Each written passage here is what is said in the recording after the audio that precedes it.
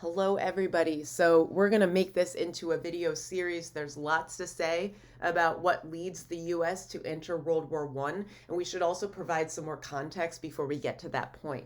So if you're one of my students or you use American Yelp as your textbook, these are the corresponding page numbers. We've moved on to volume 2 at this point, and we'll be studying these key terms in this video series. So the first question that we want to answer, that's what this video will go over, is what led to the United States from being neutral to fully involved in World War I.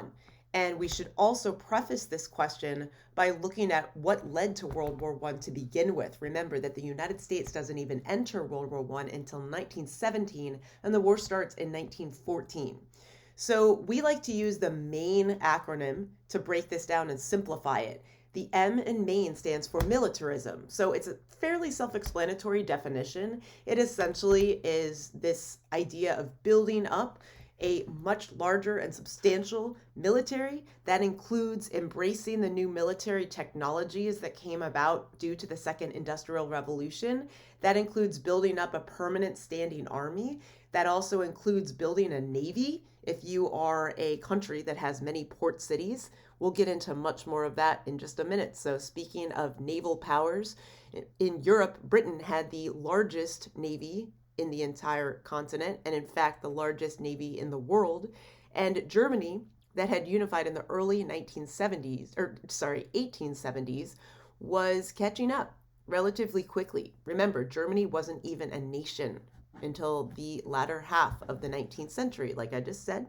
So this really causes Great Britain anxiety, considering that it had held that commanding lead of naval supremacy since 1588, the Spanish Armada. So yeah, it's nervous. In 1914, as far as permanent standing armies are concerned, Germany was surpassing Britain. It had 891,000 soldiers at the ready, and Britain was falling behind. Britain really focused on a naval power, partially because it was an island and not a particularly large nation at that. The United States does not have a particularly strong standing army. Part of that was because it largely demilitarized after the Civil War ended. And Russia does have a significant permanent standing army. It has over 1.3 million, but it does not have particularly advanced technology, rather antiquated. They were ill-equipped also because they had been defeated by Japan in the Russo-Japanese War in the early 20th century. What was that, 1904, I want to say? And then Japan continues to grow itself as a powerful naval empire. So the A in M.A.I.N stands for alliances. And again, the term, I think, is self-explanatory. The alliances themselves a little bit more complicated. So the first alliance we should talk about is the Triple Entente, aka the Allied powers. So they're demonstrated in purple on this map. So the first 3 countries that formed the Triple Entente were Britain, France, and Russia. Italy then joined in 1915, and then the United States joins when it enters the war in 1917. The opposing alliance was called the Triple Alliance, and that started with Austria-Hungary, Germany, and then Italy joins it eventually. Sorry, that's confusing. The Ottoman Empire was the third of the Triple Entente. Sorry, I just kissed my cat. She's sitting on my lap. That's what that noise was. And within a week after the Triple Alliance forms, all of these major powers were at war with one another. And since we're looking at this map, I want to point out, in case it's not glaringly obvious, that location matters here as well. That the Triple Alliance was surrounded by its enemy alliance, and that might help us understand ultimately why the Triple Alliance is defeated. All right. So the I in M.A.I.N stands for imperialism. And I'm not going to get into this in detail, considering that we went over this pretty thoroughly in the previous unit. So I'll just drop the link to all of the videos where I discuss imperialism, largely in the U.S. history context.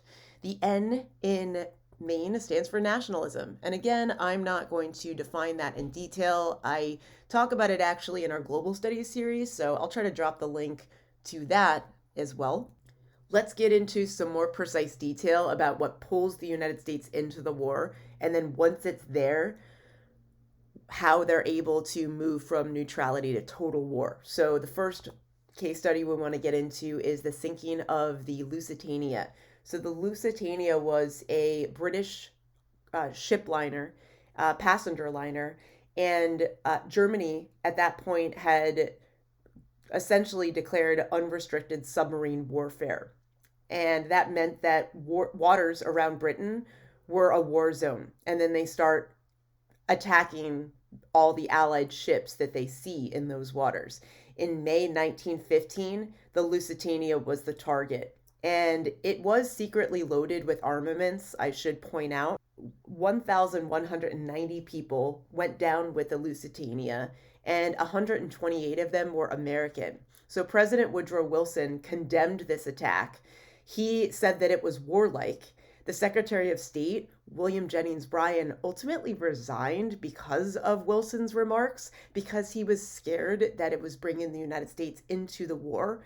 And Bryan said that ships carrying that kind of contraband should not have passengers on them.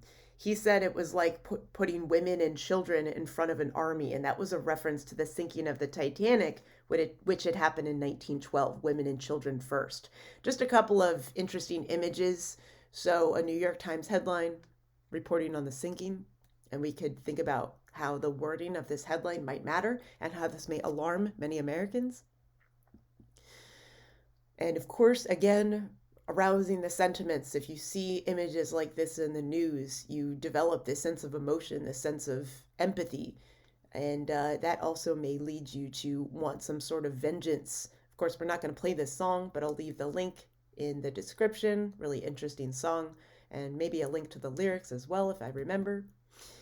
All right. And again, big question for us to think about is how does the sinking of the Lusitania help contribute to the United States entry into the war? Think about that for yourself as we move on to the Zimmerman telegram. And what this was essentially an intercepted telegram.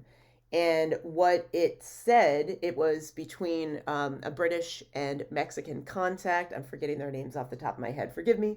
But it was Germany saying that if Mexico got involved in their alliance, right, if they allied with them in World War I, that it would then help Mexico win back all of the territory that they lost to the United States and the Mexican-American War.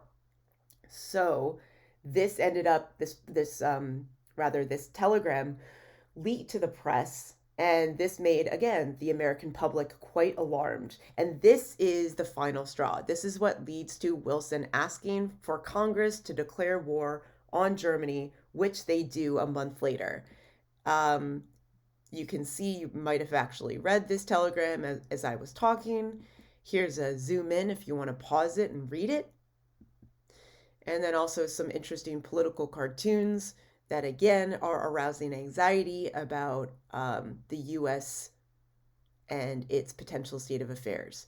This would mean that World War I would reach U.S. soil if this were to actually happen. So regardless of the likelihood of that, that's going to raise some eyebrows.